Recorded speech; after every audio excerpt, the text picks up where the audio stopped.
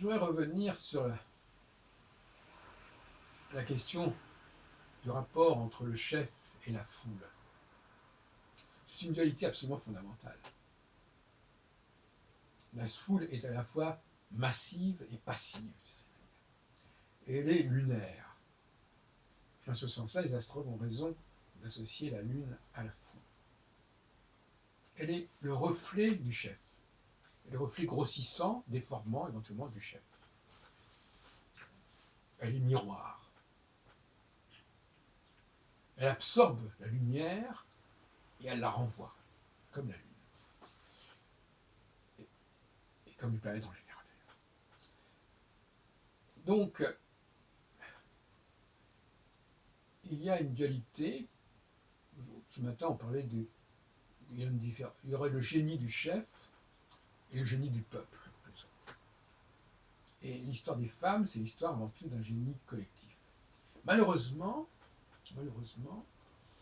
les femmes ont été au XXe siècle et en ce début du XXIe siècle omnubilées par le modèle masculin et elles n'ont plus joué le rôle qui était le leur et qui est indispensable de faiseur de roi en quelque sorte, de reconnaître les nouvelles valeurs, les valeurs émergentes, si on préfère.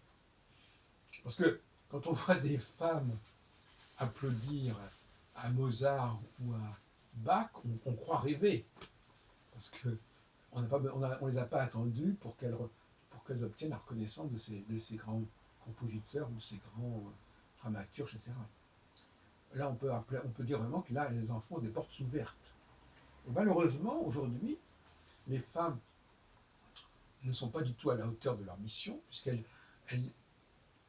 désertent cette mission pour parcourir des projets tout à fait chimériques qui les entraîneraient soi-disant à la réussite de type masculin, c'est-à-dire de type singulier, de type individuel, alors qu'en réalité, elles ont un instinct de meute.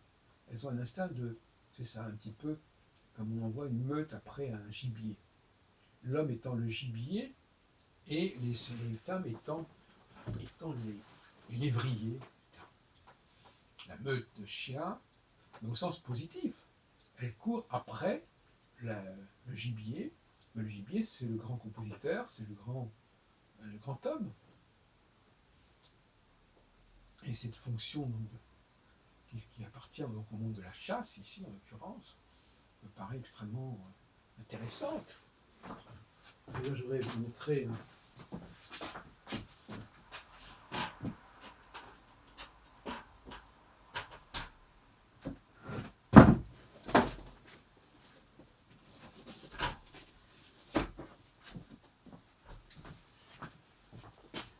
non, ça fait pas ça.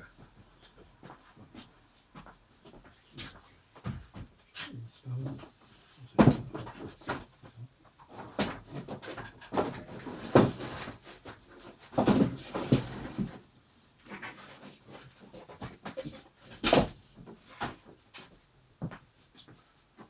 Voilà, une scène de chasse. C'est une scène. On voit les chiens s'acharner sur le renard. Bon, ça, effectivement, je vais la mettre en bonne place, cette scène, parce qu'elle décrit parfaitement la problématique de la chasse. C'est-à-dire qu'effectivement,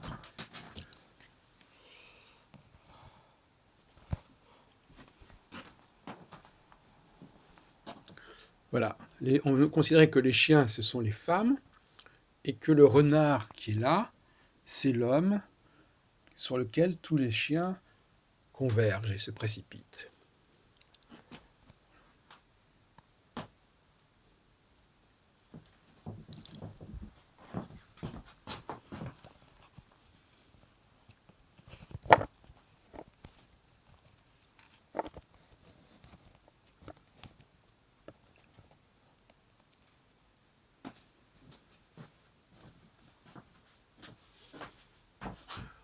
Donc je disais, excusez cette petite mise en scène un peu longuette, je disais que on a des scènes extrêmement radicales, c'est-à-dire correspondant à une réalité extrêmement ancienne dans l'histoire de l'humanité, que le nombre se focalisant sur la cible. Je préfère parler de cible que de gibier. On trouve d'ailleurs cette notion de l'archer, mais il ne s'agit pas d'un archer, il s'agit d'une sorte de convergence des flèches, une convergence vers une seule et unique cible, vers un seul et unique but. C'est aussi le football qui converge vers, toute l'équipe converge vers le but, vers la cage du gardien. Football ou handball. Et donc je disais que les femmes aujourd'hui ne jouent pas leur rôle et qu'elles imitent de manière assez ridicule le public d'hier, le public des siècles passés, quand ce public allait applaudir Beethoven, Mozart, ou Liszt, ou Paganini. Mais aujourd'hui, elles vont applaudir qui? Elles vont applaudir des gens qui jouent Beethoven, Mozart, Bach ou Paganini. On n'a pas besoin d'elles pour ça. Qu'elles continuent à désigner, par leurs applaudissements, en formant un public, des gens nouveaux. Qu'elles reconnaissent, qu'elles désignent des gens nouveaux, d'aujourd'hui, des gloires nouvelles, et qu'elles n'aillent pas sacrer des personnages qui sont reconnus et réputés depuis des siècles. C'est complètement ridicule. Et ça, ce point-là montre bien le dysfonctionnement de notre société.